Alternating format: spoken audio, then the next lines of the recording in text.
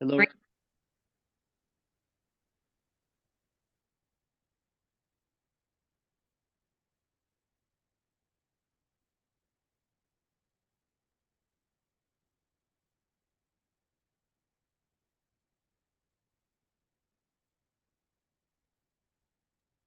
I can't hear anything.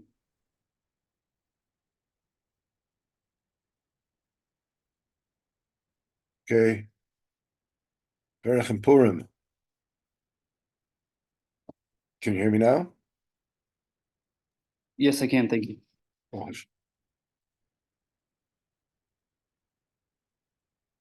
So, Purim night, you heard the Megillah.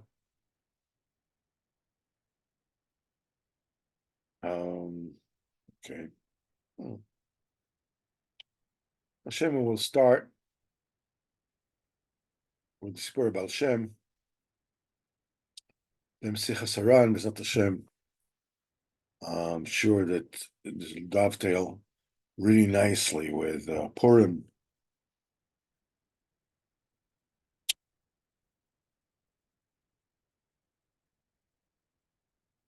So here's this Herschel Tzig and the goats. That's what this Mesa is called. In the beginning of his ways, when the Baal Shem HaKodesh was still Nistar, he used to go from one village to the other to get the Jews of the place to be Chazak and Emunah and wake them, wake Israel and cheer them up, tefillah b'kavana. And during his travels, the Baal Shem HaKodesh came to the town of Brod. The town of Brod is a very, very famous town. Yiddishkeit, the Klois of Brod. And he got together a group of Jews, and he was mechazik them with Emunah, taught him Torah. And suddenly he saw there's a yid that looks like a porter that is like carrying a great load, and is um,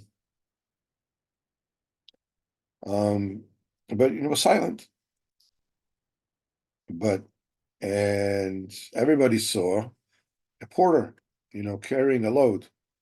Okay, but the holy eyes of the Baal Shem HaKodesh, he saw something else that obviously nobody else saw. He saw above the head of this Jew, his name was Herschel Tzig, that there was a column of light standing on his head.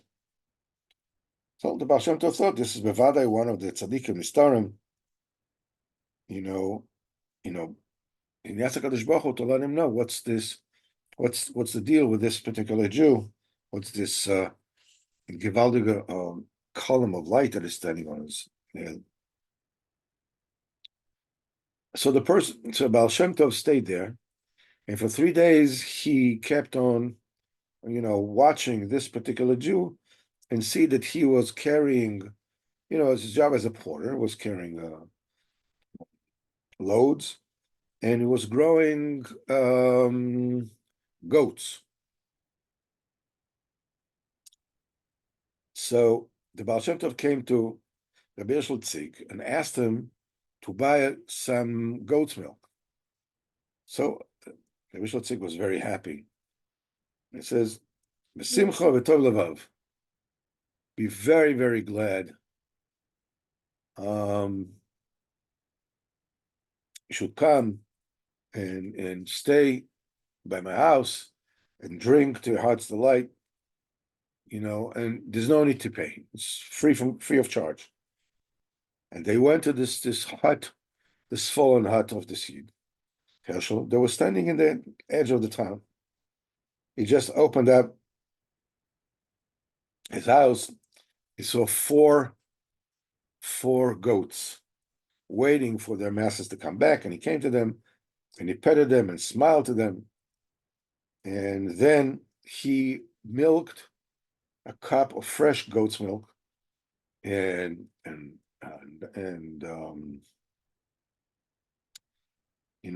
sifted it and gave it, with the Gavaldiga smiling face, he gave it to Baal Shem Kodesh. And then he sat by the table, and he opened up his heart to his guest, something that he has never done. And he said, 10 years ago, my wife, Zichrono Livrocha, she passed away. She was a very tzniusdik and very tzadekis, a balas chesed. And the main mitzvah that she adhered to was Bikur Cholim. And after she passed away, she came to me in my dream and told me the unbelievable koyach of doing chesed with another Jew, and what incredible schus it is to do chesed with another Jew. And she said that all the neshamas of the people that she helped them are coming and advocating for her, and they be matel lekaf schus. And every single toiva that you do for another Jew is extremely important to the Shemayim. That's why, she recommended, very warmly recommended to me, since I'm a very simple Jew. I don't know how to learn, but she recommended that I will be oisik with tzedakah and chesed. And she warned me that I should do whatever I do, b'seisa, that nobody should know about it. So I listened to what she said. The money that I earned, carrying loads as a porter, I bought these 4 goats, and I feed them the best fodder possible, so they will give very, very healthy milk. And I milk these goats, and these goats I give to poor people, sick people, children, and women that just gave birth. We all know, goat's milk is very healthy. And HaKadosh Baruch Hu was Roifeh Kol Basar.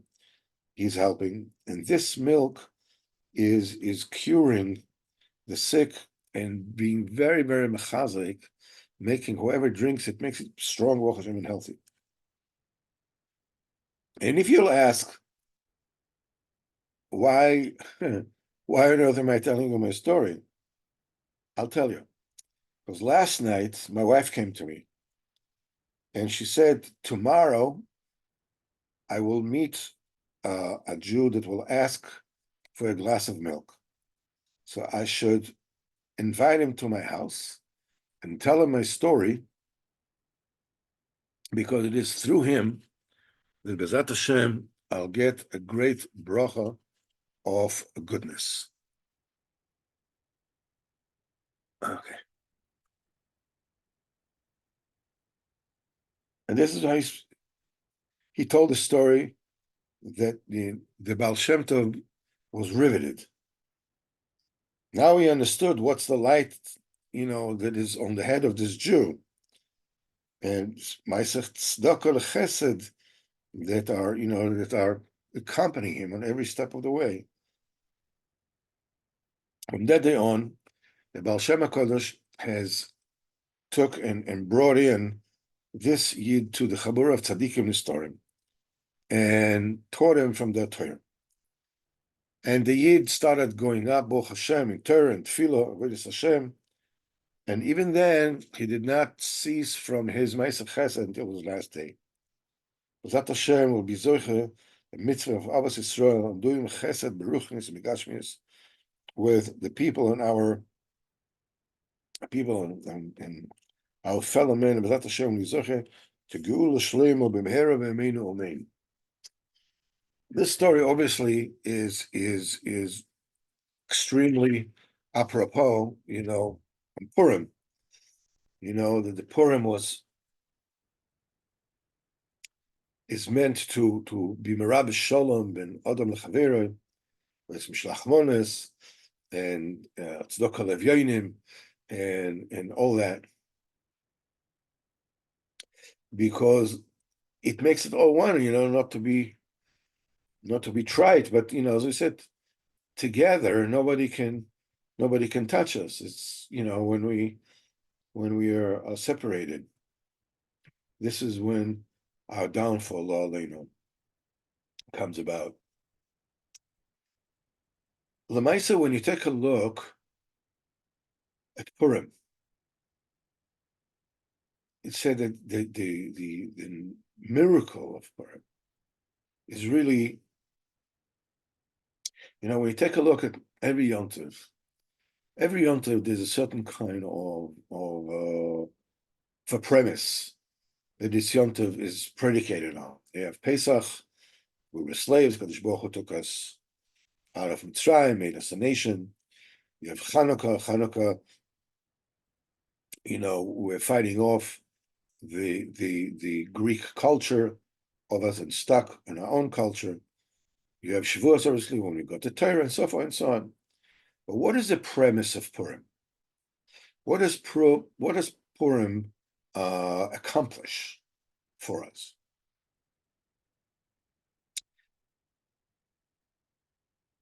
There was many years ago, there's the children tapes. They make funny tapes and whatever it is, and there's 613 Torah Avenue in America and whatever it is. Here in Israel,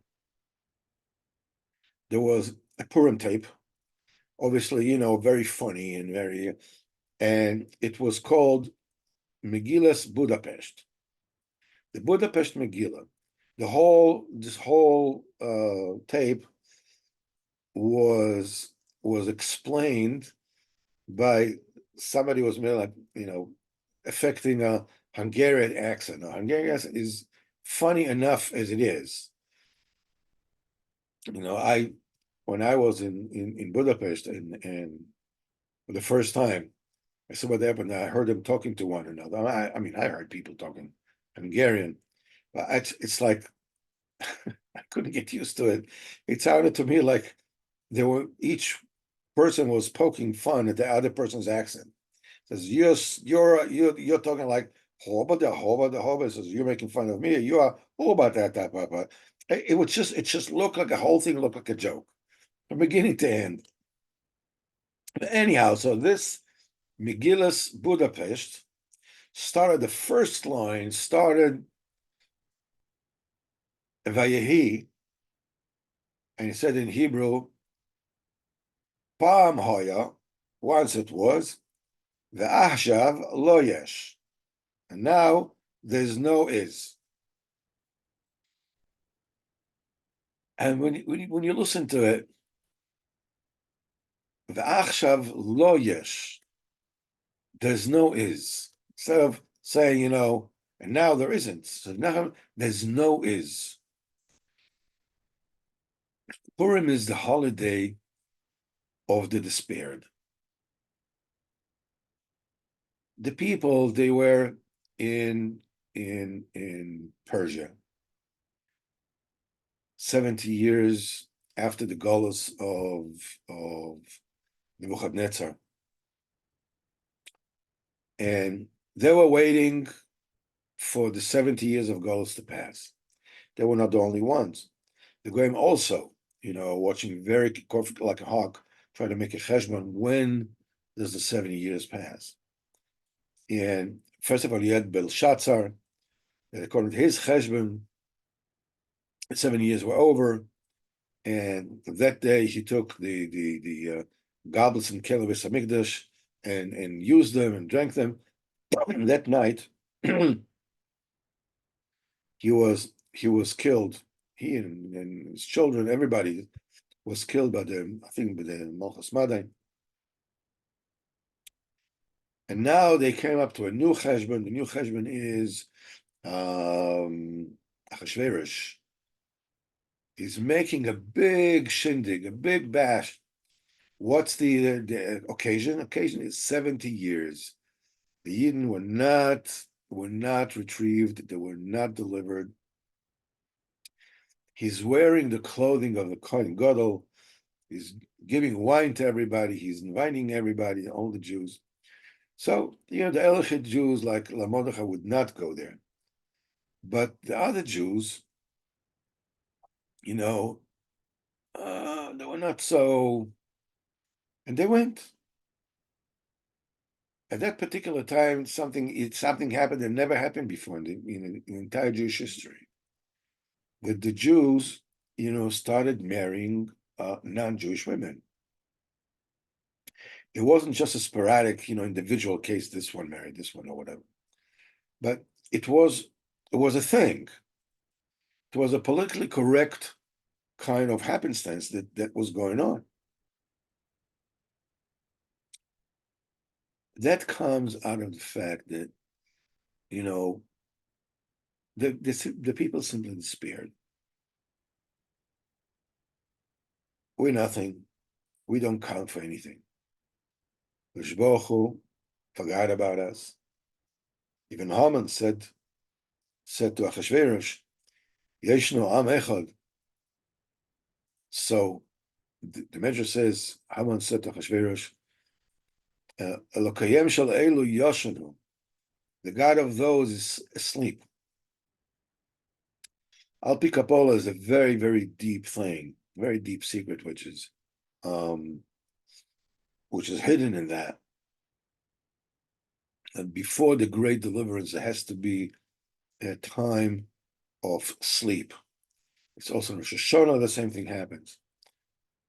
But the Maisa, Haman understood that particular state of slumber, of despair. How does the face of a person who is despaired, how does it look? You're thinking, go like, no. Someone despaired, his face is just whatever it is that he hoped for is no longer relevant. Just life, So they go to the Suda of Oysarosh, of Kashverosh, and eat. And they cause an immense gzardin. The only one who understood that what they need now in Purim is tefillah. 100%, just give to it everything possible, was Mordechai. The interesting thing is when you take a look, and this is, you'll see the Sichos Haran happens this week to be also on this very, very subject.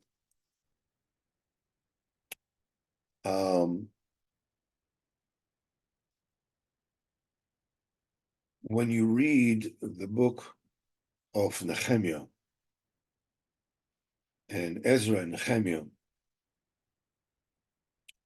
and he says only when they got to Eretz Yisrael, which was many years later, when Koresh was the son of Esther, said to the Jews, okay, go ahead. Anybody who wants, let him go to Eretz Yisrael and build a Beis HaMikdash. When they got to Eretz Yisrael, Ezra Sefer is telling them, you all must get rid of your Goyish women. You take a look at it, and you know how many years from the time of Mordechai and Esther until that time, many years had passed. They said, the Jews accepted upon themselves to listen and to do tshuva and accept the Torah on them. What were they doing, the Goyish women, so many years later? The answer is, you need tshuva and you need tefillah. But you can't always do tshuva on the spot. Sometimes it can take longer. But tefillah, you can do immediately. So the Jews cried out to HaKadosh Baruch Hu, he saved them. It took them years until we're actually able to do tshuva, get rid of the Goyish wives. So this is a very, very important nekuda, specifically for all time, especially for Purim. Because you can say to yourself, like, Like, who am I to ask Kodesh Baruch Hu to deliver me and to help me and to save me? I don't deserve it. I mean, I ask him and I keep on doing all the things that Kodesh Baruch Hu doesn't want me to do. How can I possibly ask Kodesh Baruch Hu to help me? The answer is, you must do tshuva. I must do tshuva. But whether I can or can't, or not yet, has nothing to do with the fact that I need to call out to Kodesh Baruch Hu and ask him to bring me closer to him. But I don't deserve it. Nobody deserves it. First, you call out to Kodesh Baruch Hu. You beg him to do tshuva, that you should be able to do tshuva and come back to him. And he takes what it takes, as we will see in Sichos Haran very soon. Just a little word about the union of Gemilas Chasadim. There was, I don't remember the story precisely, but there was a woman that there were twin women. If I remember the story correctly, there were two women. They made a pact between them, and that whoever it is that passes on first will come to the second one and tell her what's going on with her. And they were very great women. Otherwise, that's not the type of thing that women usually do, or men for that matter. And she came to a friend in a dream, and she said that I have a place in Gan Eden that you will not reach, she tells her friend. Maybe it was the other way around, that there were places in Gan Eden you'll reach, and I will not reach. I'm not exactly sure. What is she telling her? So he told, once we went in the street, and there was a woman, and never women on the outside of the street, and we both said hello to her, both you and me. But when I said hello to her, I smiled and showed her a happy face. And you just said hello? Or maybe they gave them something, one smiling, one not smiling. I'm not sure exactly what the story was. But the only difference between them was the smile. And because of that smile, the one who smiled got an unreachably higher place in Gan Eden than the other. Just a nekuda to keep in machshava as we're going on. Let's take a quick look right now in Sichos Haran, and this will tell us a bit more about what it is we're supposed to do tonight. Sicha 234. I heard in Rabbeinu's name, Legabe is Chaskos and his Beidadus, and Sicha Beino ben Koinoi, and conversing and talking between oneself and his creator. And he said, Shafilu im oivrim yamim v'shonim harbe. Even if many days and years pass, and it seems to you that you haven't managed to accomplish anything, whether you're talking in your tefillah. Don't let this break you. Bevada is diburim making great roshim. And Rabbeinu brought a mashal, a parable, like water that comes in a stone. Even though it seems that the water doesn't have any koyach against the hard stone, you don't see any any roshim on the stone. But the water keeps on going on the stone times and times again, and they're making a hole in the stone. It's a very famous mashal. Say Rabbi Akiva saw that. He says, Kanir B'chush, even if a person's heart is a heart of stone, and you don't feel that my diburim might feel do any kind of ration, don't worry about it.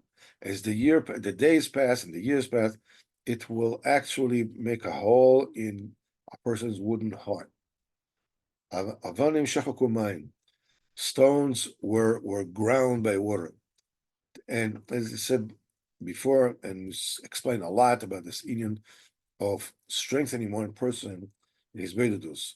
Sicho beno ben koino, and said in many books, you should, look at there.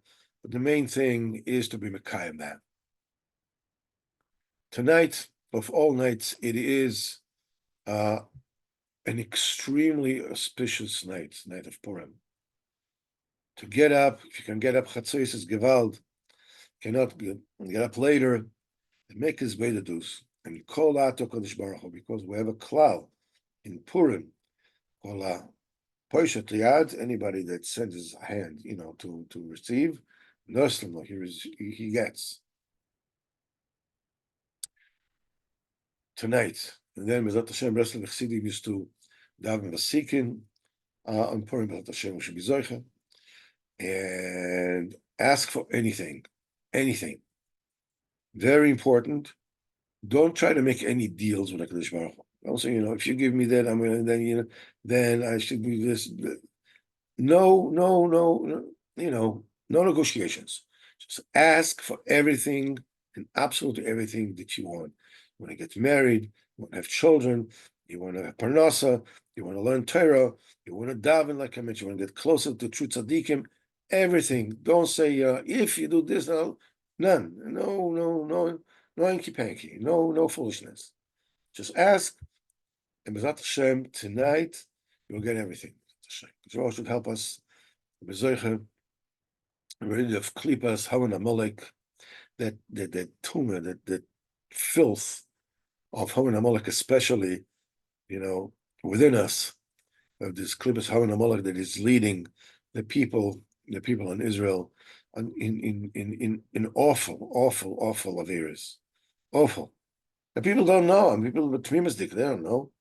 At times it's okay, they have to keep Shabbos, keep kosher. Awful. And B'ezrat Hashem, Kadosh Baruch Hu should get rid of this klipa. Hashem, Kadosh Baruch Hu, B'ezrat Hashem, should eradicate the klipa of Ishmael. First, B'ezrat Hashem, Kadosh Baruch Hu, B'ezrat Hashem should bring us Mashiach Tzidkeinu with the koyach of Mordechai Tzaddik, of Esther Amalka, B'ezrat Hashem, that their light is reaching to the highest level imaginable, beyond the Sha'ar HaChamishim, and bring us Yeshua Shlema b'vias Mashiach Tzidkeinu B'ezrat Hashem b'mehera b'yameinu amen. Kol tov and a freilich and Purim B'ezrat Hashem to all of us.